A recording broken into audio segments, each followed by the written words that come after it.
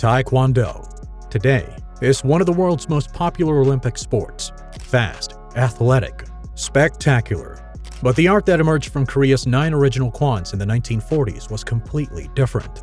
In less than 50 years, Taekwondo transformed from a comprehensive military combat system into a refined sport, emphasizing high kicks and controlled competition. Techniques that were once fundamental, sweeps, throws, elbow strikes, were systematically removed. This is the story of how safety, sport, and international recognition reshaped the martial art. These are the 8 techniques that define that transformation. Number 8. Elbow strikes. Palgopchigi. In traditional Taekwondo, elbow strikes were fundamental close-range weapons. The original 9 kwans all taught various elbow techniques borrowed from their Japanese karate foundations. Your elbow is one of the hardest points on your body. Unlike a punch, an elbow concentrates impact into a small, bone-hard surface. Cuts, fractures, knockouts. When Taekwondo pushed toward Olympic recognition in the 1970s, elbow strikes were among the first techniques removed. The International Olympic Committee wanted clean, spectator-friendly action. Elbow strikes looked too much like street fighting. World Taekwondo competition rules now explicitly prohibit all elbow strikes. You'll still see them in traditional forms and self-defense training, but in Olympic Taekwondo, completely eliminated. Number 7. Leg sweeps and reaping techniques. Yochochagi. Early Taekwondo included sweeping techniques that would take your opponent's legs out from under them. The predecessor art of Taekwondo featured fluid footwork, spinning movements, and sweeps. When the 9 kwans formed after Korean liberation in 1945, many instructors incorporated these traditional techniques. Sweeps work by attacking your opponent's base. On the street, a successful sweep followed by strikes is fight-ending. But sweeps fundamentally change competition. They slow down the action and lead to grappling exchanges on the ground. Audiences came to Taekwondo for flying kicks, not wrestling matches. When the World Taekwondo Federation standardized rules in the 1970s and 80s, all forms of leg sweeping were prohibited. Modern Olympic Taekwondo is fought entirely upright, at distance, with no attacks below the waist.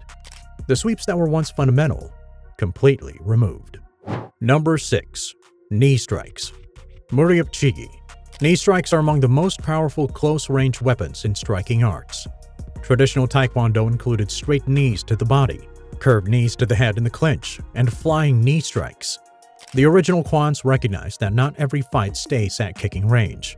But knee strikes require close range, and close range meant clinching.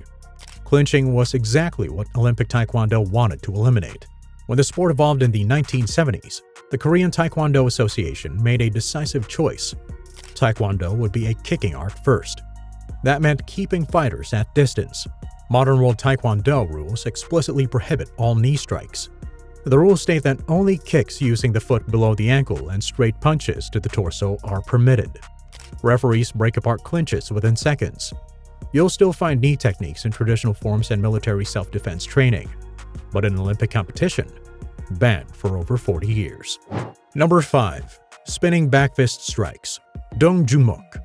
The spinning back fist was once a legitimate scoring technique in Taekwondo competition.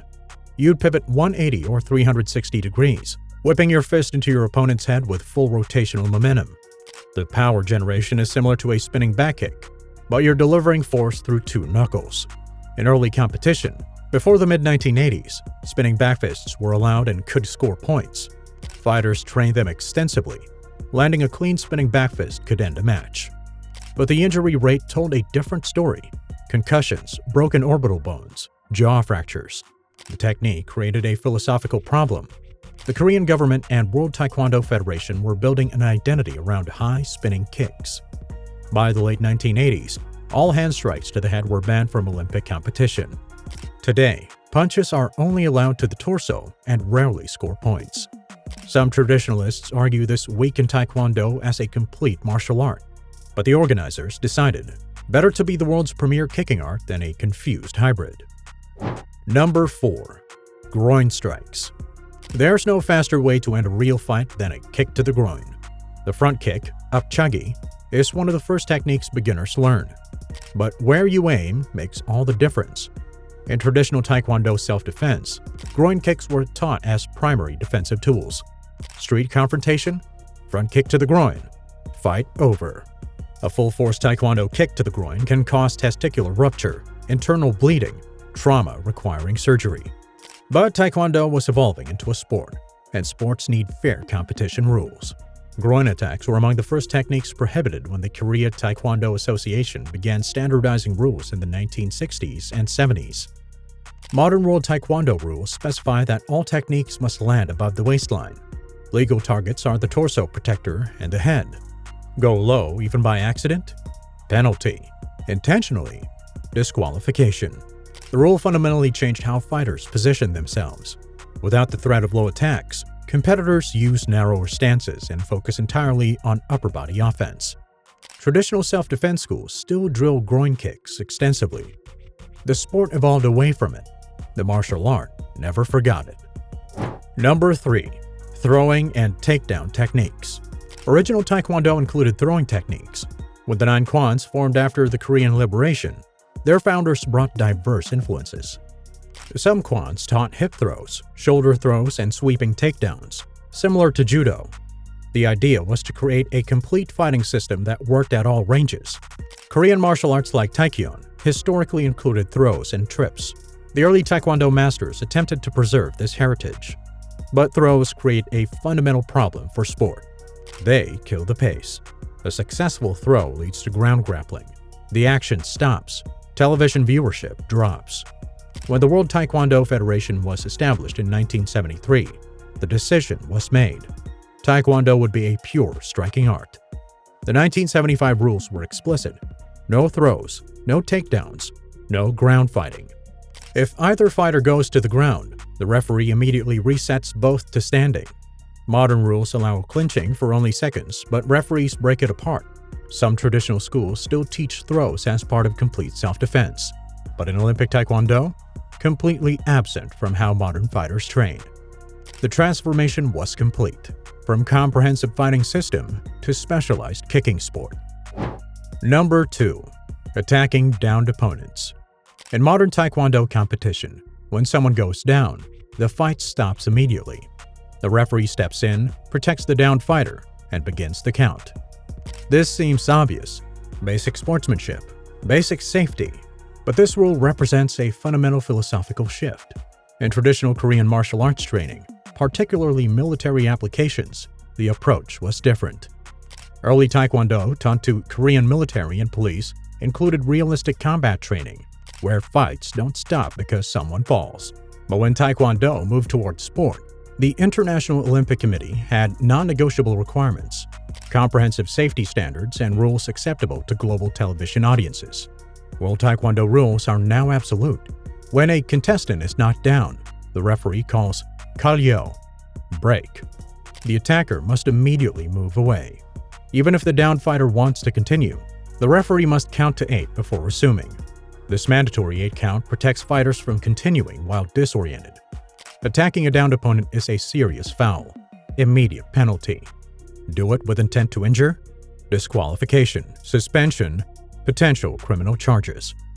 This rule doesn't represent something banned from Taekwondo.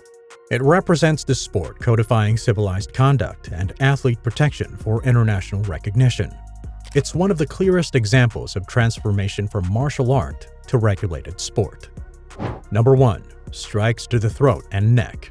The throat is the most vulnerable target on the human body. Protected only by skin and muscle, the trachea and carotid arteries sit completely exposed. In traditional Taekwondo, 2 techniques exploited this: the knife hand strike, Songkal Tairigi, and the spear hand thrust, Pyeongseongkyu Tiryogi. The knife hand uses the edge of your palm like a blade, driving horizontally into the throat.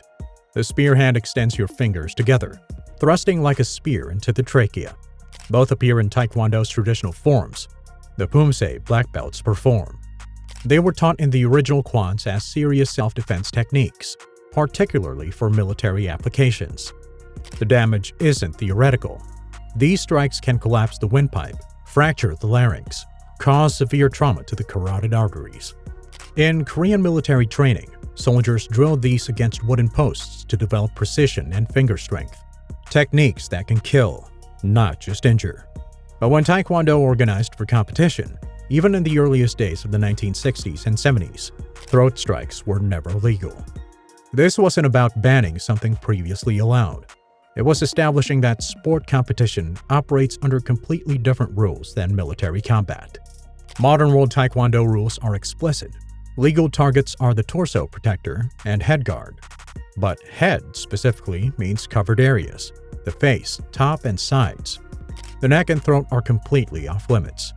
Accidental throat contact, immediate stoppage, medical evaluation, penalties. Intentional throat strikes, immediate disqualification, and potential criminal charges. The distinction is important.